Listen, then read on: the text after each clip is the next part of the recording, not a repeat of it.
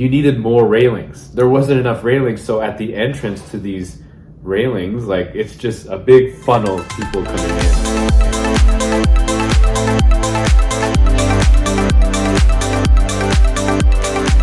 Good morning. Hi. Wow. Okay. What a day. Yeah, we wanted to give you guys like some feedback on day one because we have a lot of thoughts about day one.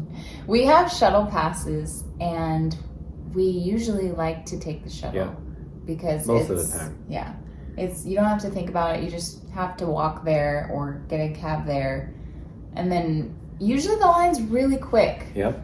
But yesterday we left at like 7:30. Yeah. We got in line at like I would say like around 8. Yeah. And then there were so many people getting in line. Oh my gosh. Like it took us an hour and a half, maybe even an hour and 45 minutes. Yeah, I'd never seen it so busy. And people were shoving and like getting really crammed in, and it just like it was definitely not blurred during that moment. For sure. Yeah. Like it's like everybody was so anxious and like excited to get in and get in the shuttle, and it's like the line to get in was like a zigzag line, but they were so big that like people just like try to crunch in and then like cut in front of everybody else, and then everyone gets frustrated, and then we just tried to be patient. Yeah. And it was hard to be patient, especially like when there's so many people just like shoving and like tightly packed.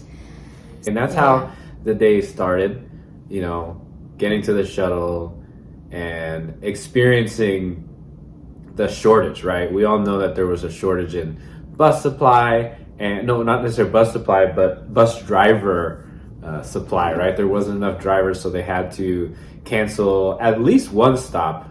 So, and if you had a shuttle stop or shuttle pass at that stop they canceled, they were accepting you at any of the other locations. And I'm pretty sure the mid-strip is one of the most central locations, so it was packed.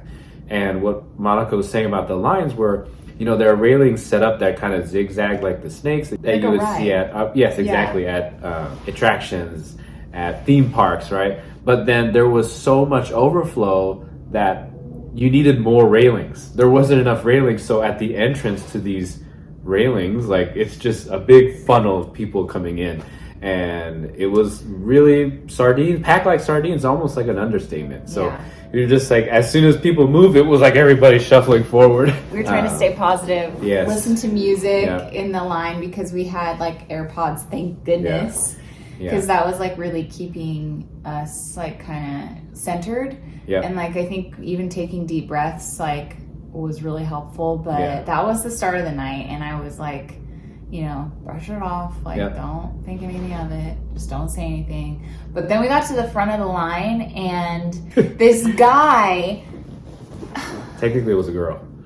It started out with a girl.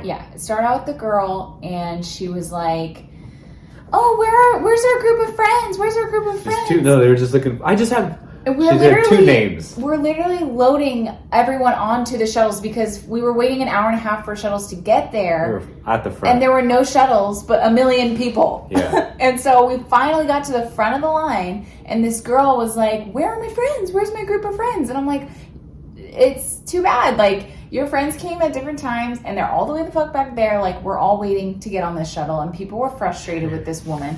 And she came all the way back into the line, and I'm like, oh, cool. She's probably just going to go with them. I thought she grabbed like 2 people. She grabbed 2 people, brought them back up with her, and then her friend was like, oh, wait, we got more people. We have more people. Just one more.